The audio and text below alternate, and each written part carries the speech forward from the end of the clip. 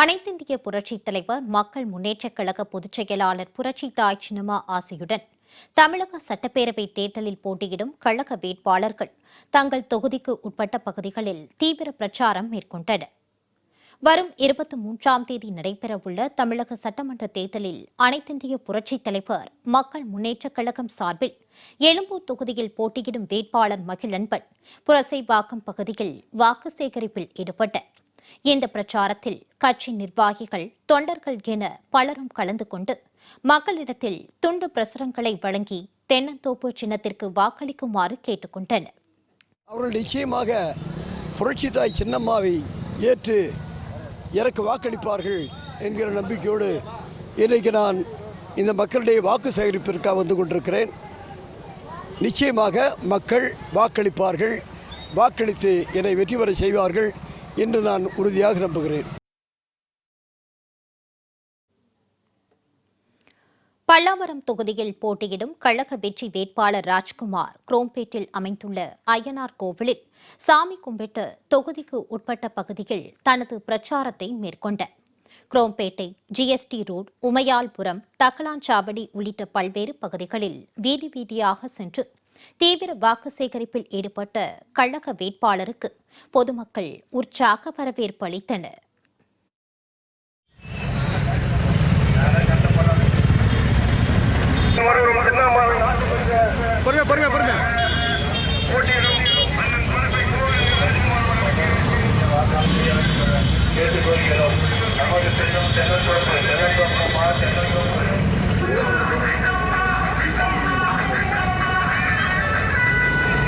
அன்பு சகோதரர் பணப்பை குமார் அவர்களை சட்டமன்றத்திற்கு அனுப்பும்படி மிகவும் பணிவோடு கேட்டுக்கொள்கிறோம்.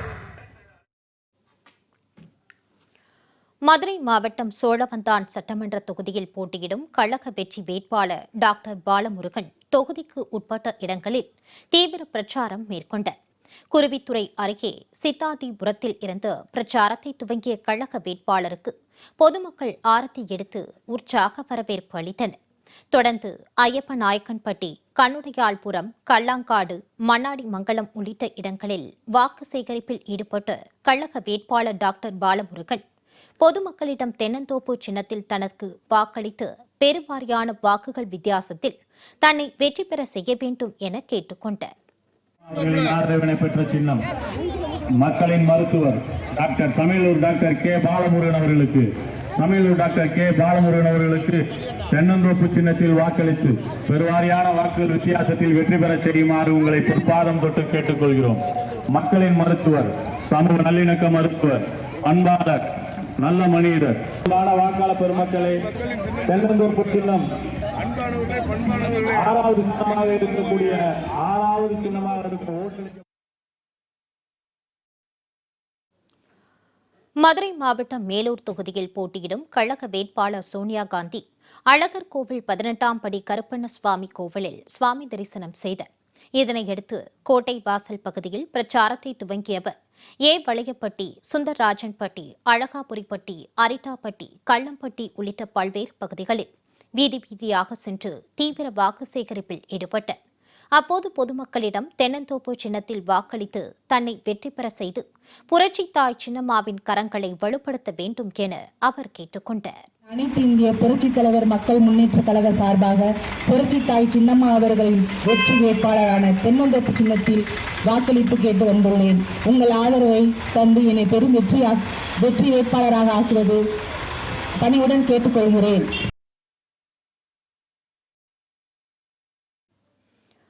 மதுரை மாவட்டம் திருப்பரங்குன்றம் தொகுதியில் போட்டியிடும் கழக வேட்பாளர் தனபாண்டியன் தொகுதிக்கு உட்பட்ட இடங்களில் தீவிர பிரச்சாரத்தில் ஈடுபட்டார்.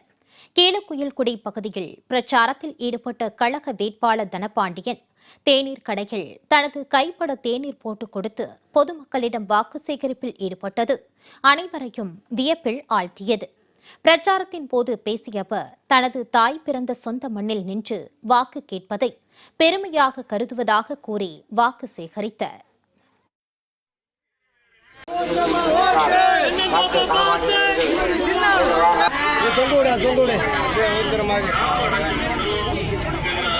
கபடி தென்னந்தோப்பு சின்னத்திற்கு வாக்களிக்க வேண்டும் என்று உங்களை சீனி உருமாடி தேவர் கீழக்குடி சீனி உருமாடி தேவருடைய பேரை எங்க அம்மா பிறந்தது இந்த ஊரு. உங்களால உருவாக்கப்பட்டவன் தான் இந்த தனபாண்டியன்.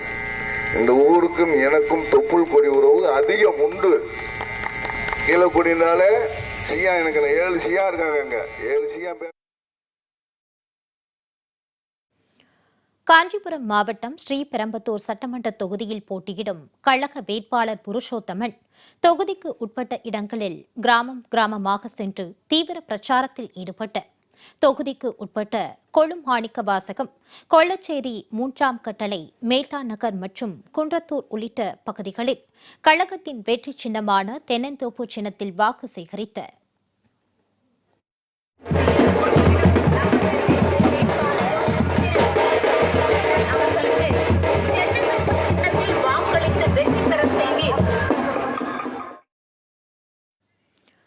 அனைத்திந்திய புரட்சித் தலைவர் மக்கள் முன்னேற்றக் கழகம் சார்பில் வேதாரண்யம் தொகுதியில் போட்டியிடும் வேட்பாளர் லிங்கேஸ்வரன் கோவில்பத்து கிராமத்தில் தீவிர வாக்கு சேகரிப்பில் ஈடுபட்டார். அவருக்கு ஆரத்தி எடுத்து பெண்கள் வரவேற்றன. வேதாரண்யம் தொகுதியை தன்னிறைவு பெற்ற தொகுதியாக மாற்ற உரிய நடவடிக்கை எடுப்பேன் என்றும், விளிம்பு நிலை மக்களின் வாழ்க்கை தரத்தை உயர்த்த பாடுபடுவேன் என்றும் கழக வேட்பாளர் லிங்கேஸ்வரன் வாக்குறுதியளித்தார். ராமநாதபுரம் மாவட்டம் முதுகுளத்தூர் சட்டமன்ற தொகுதியின் அனைத்திந்திய புரட்சித் தலைவர் மக்கள் முன்னேற்றக் கழக வேட்பாளர் டாக்டர் ராம்குமார் பாண்டியன் தொகுதிக்கு உட்பட்ட இளஞ்செம்பூர், பூக்குளம், சாலை, உஸ்லங்குளம் உள்ளிட்ட பகுதிகளில் தீவிர வாக்கு சேகரிப்பில் ஈடுபட்ட அவருக்கு பொதுமக்கள் ஆரத்தி எடுத்தும் மாலை அணிவித்தும் வரவேற்றனர். வயல்வெளி பகுதிக்கு சென்ற அவர் அங்கிருந்த விவசாயிகளிடம் துண்டு பிரசுரங்கள் வழங்கி வாக்கு சேகரித்தார். தொடர்ந்து மிளகாய் கொள்ளைக்குள் மிளகாய் எடுத்துக் கொண்டிருந்த விவசாய பெண்களிடமும் துண்டு பிரசுரங்களை வழங்கி தென்னந்தோப்பு சின்னத்திற்கு வாக்கு சேகரித்தார். தான் வெற்றி பெற்றதும் இப்பகுதியில் மிளகாய் பதப்படுத்தும் குடோன் அமைத்து தருவதாக கழக வேட்பாளர் டாக்டர் ராம்குமார் உறுதியளித்தார்.